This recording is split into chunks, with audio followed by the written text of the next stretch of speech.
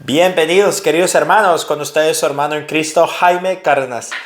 En esta programación 15 minutos con la Biblia, porque desconocer las Escrituras es desconocer a Jesucristo. Empezamos en el nombre del Padre, del Hijo y del Espíritu Santo. Amén. Ven Espíritu Santo a nuestra vida, a nuestro corazón. Te rogamos que ilumines nuestro entendimiento, que me des palabras de sabiduría, que desenvuelvas mi lengua, mi boca, para que sepa hablar bien, Señor. Espíritu Santo, dame prudencia, dame valentía al hablar. Te ruego, Señor Jesucristo, que por medio de tu misericordia escuches nuestras peticiones, que nos bendigas en aquellas necesidades, problemas, alegrías, metas que tengamos, y que todo se haga conforme a tu voluntad. Todo esto te lo pedimos por la intercesión de nuestra Madre Santísima, en el nombre del Padre, del Hijo y del Espíritu Santo. Amén. Mis queridos hermanos, ahora sí terminamos sabiduría hoy, primero Dios. Vamos a continuar con el capítulo 18. Para tus santos, sin embargo, resplandecía la luz. Los egipcios no los veían, pero los oían y pensaban que habían tenido mucha suerte al librarse de ellas. Además, les agradecían que no se vengaran después de todo lo que habían sufrido y les pedían perdón. Una vez de esa oscuridad, diste a tu pueblo una columna de fuego para que los guiara en su viaje a la aventura. Su gloriosa migración se iba pues a hacer bajo un sol que no los quemaría. Los egipcios merecieron esa privación de la luz, esas tinieblas que los aprisionaban. ¿No habían ellos acaso retenido cautivos a tus hijos, que debían llevar al mundo la luz inapagable de tu ley? Quisieron exterminar a los recién nacidos del pueblo santo. Moisés fue el único que se salvó entre los que eran abandonados. Para castigarlos, hiciste perecer a un gran número de ellos. Luego los ahogaste a todos juntos en el mar impetuoso. Esa noche había sido anunciada a nuestros padres para que supieran después valorar tus promesas y depositaran en ellas su confianza. Tu pueblo, pues, aguardaba el momento en que los justos serían salvados y sus enemigos arruinados. Al castigar a nuestros adversarios, cubriste de gloria a tus elegidos, es decir, a nosotros mismos. Tus santos hijos, la raza de los buenos, ofrecieron pues en secreto el sacrificio y se comprometieron a observar esa ley divina. El pueblo seguiría siendo solidario tanto en los éxitos como en los peligros, después de lo cual entonaron los cantos de sus padres.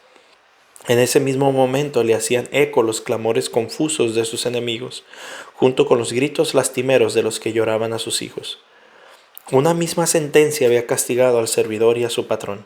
El hombre del pueblo sufría lo mismo que el rey. Lloraban a sus innumerables muertos derribados todos por la misma suerte. Los vivos no daban abasto para enterrarlos. A flor y nata de esa raza había perecido en un instante.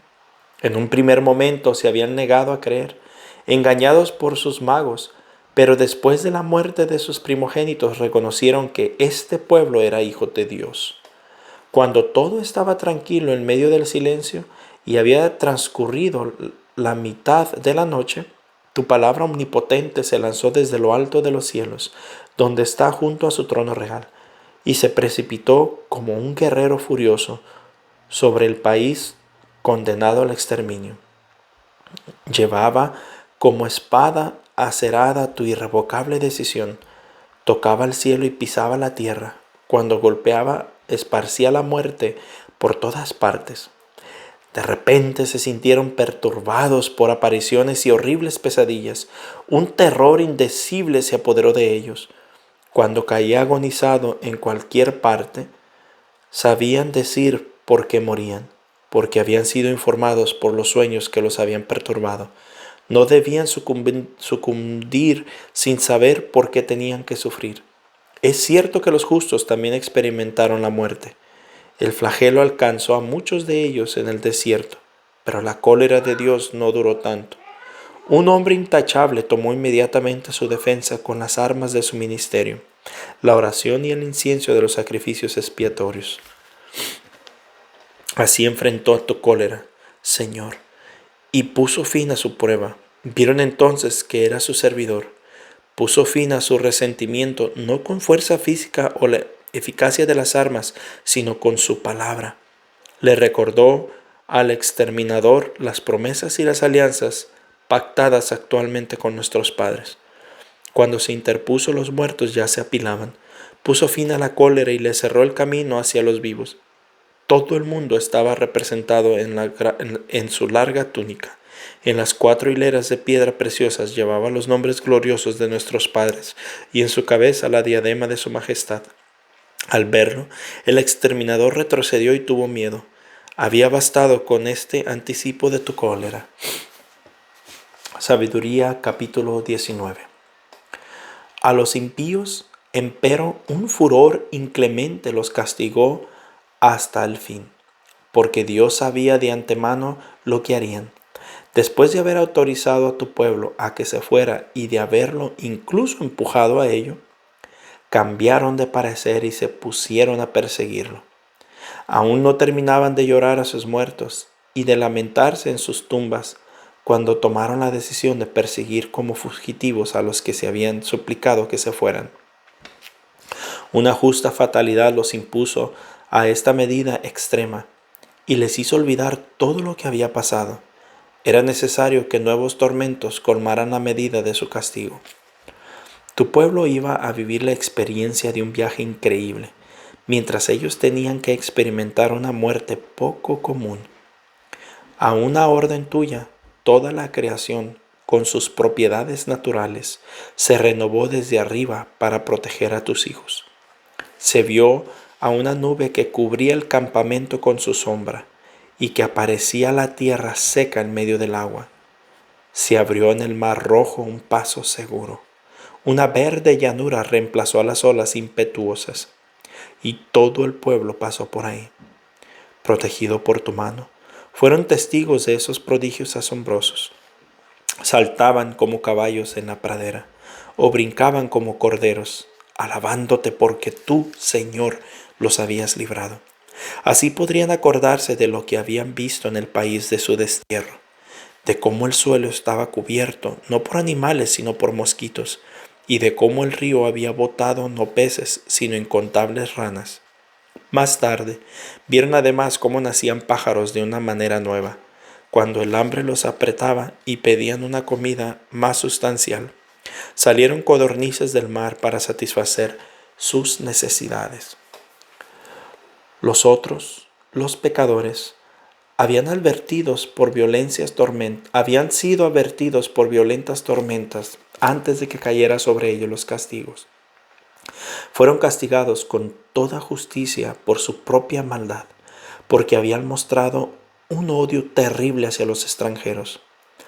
Otros, en otro lugar, se habían negado a acoger a unos desconocidos, pero estos habían reducido a la esclavitud a un pueblo bienhechor que se había instalado en medio de ellos. Aquellos que habían recibido con tanto odio a los extranjeros tenían que ser castigados. Pero estos, que habían acogido a nuestros padres con festejos, los habían luego sometido a trabajos forzados, después de haberlos tratado como iguales. Por eso fueron heridos de ceguera, como les había ocurrido a los habitantes de Sodoma frente a la puerta de Lot, el justo. Se encontraron en la oscuridad y cada uno tuvo que buscar a tientas su propia puerta. Fue como si los diferentes elementos del mundo intercambiaran sus propiedades. Igual como en la cítara la alternancia de los sonidos cambia el ritmo, conservando, sin embargo, cada nota su propia tonalidad. Y si se examinan los hechos, eso fue justamente lo que pasó. Lo que vive en la tierra se adoptó al agua, lo que está hecho para el agua se volvió terrestre. El fuego ardía más fuerte al contacto con el agua, y ésta se olvidó de apagarlo.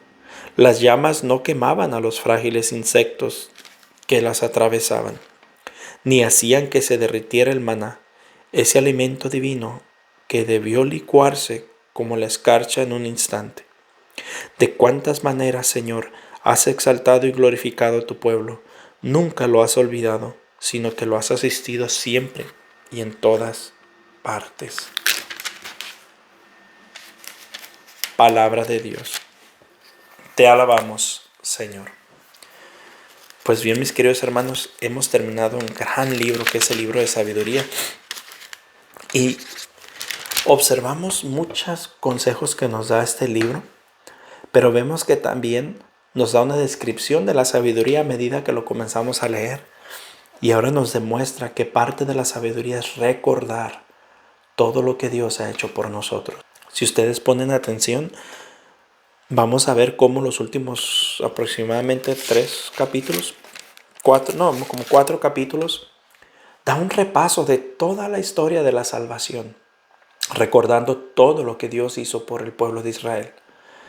Hay una parte que me llama la atención que dice, ¿no habían ellos acaso retenido cautivos a tus hijos que debían llevar al mundo la luz inapagable de tu ley? En realidad el pueblo judío malinterpretó el llamado que tenía. El pueblo judío con el tiempo pensaron que ellos eran el pueblo santo. Pensaron que ellos, por ser judíos, ya tenían automáticamente la salvación y que solamente para ellos era Dios y la salvación. Pero en realidad no era así. Dios había escogido al pueblo de Israel no para que ellos fueran exclusivos de Dios no para que ellos tuvieran el conocimiento y la ley de Dios exclusivamente para ellos. No. La meta de Dios en el pueblo judío era que Él los había escogido para que ellos llevaran la luz, para que ellos llevaran al mundo la luz inapagable de su ley. Ese era el propósito. Ellos iban a ser los evangelios para el resto del mundo. Pero el pueblo de Israel de alguna manera se adueña y se apodera de la ley de Dios. Y bueno, vemos cuántas veces se han equivocado. Pero nos puede pasar lo mismo a nosotros los católicos. Creer que porque nosotros somos católicos y estamos en toda la plenitud de la verdad, ya estamos automáticamente salvos. Y no es así. Nosotros no creemos como los protestantes, que nomás con creer que Jesús es el Señor ya somos salvos. No. Es todo un camino, toda una lucha. Es todo un proceso alcanzar la salvación. Pero también el hecho de ser católicos no nos hace inmediatamente salvados. Nosotros a veces podemos pensar que porque somos católicos, así como el judío creía que él era el pueblo de Dios, nosotros somos el pueblo de Dios y todos los demás son perros y paganos. Y perros me refiero en el lenguaje bíblico, ¿no? Que así se les conocía a los paganos, a los ateos. Entonces, no es así. Sí es verdad que la Iglesia Católica está a la plenitud de la verdad. Pero precisamente tenemos la misma meta que tenían este pueblo judío. Llevar al mundo la luz inapagable de su ley. Porque tenemos la verdad, no es para retenerla, es para llevarla al mundo. Es nuestro deber hacer lo posible porque el mundo conozca la verdad. Es nuestro deber hacer lo posible porque el mundo conozca la ley divina. Pero resulta que ese mandato se lo han tomado los protestantes y lo han hecho muy bien, con respeto tengo que decirlo, porque el católico se ha hecho un holgazán. No todos, claro está, pero mucho católico ha sido holgazán. Solo le gusta que le den, que le den, que le den, que le den, pero él no es bueno para dar. El católico no trabaja para la edificación del reino de los cielos. Son pocos los que verdaderamente lo hacen. Muchos nomás se consuelan con disfrutar de ese reino, pero no de edificar el reino. Y es hora de levantarnos. Nosotros tenemos la plenitud de la verdad. Hay que darla al mundo, no nos quedemos con ella solamente. Lo he dicho antes, lo volví a repetir. Al cielo no nos vamos solos. Si no somos capaces de enviar gente delante de nosotros y gente después de que nosotros nos vayamos con lo que logramos hacer, nosotros no alcanzaremos tampoco el cielo. Al cielo se va en comunidad, con decisiones personales, pero en comunidad. O sea que la salvación es personal, pero tenemos que estar en comunidad, crecer el reino de los cielos. Un fuerte abrazo, mis hermanos. Primero Dios, continuaremos mañana.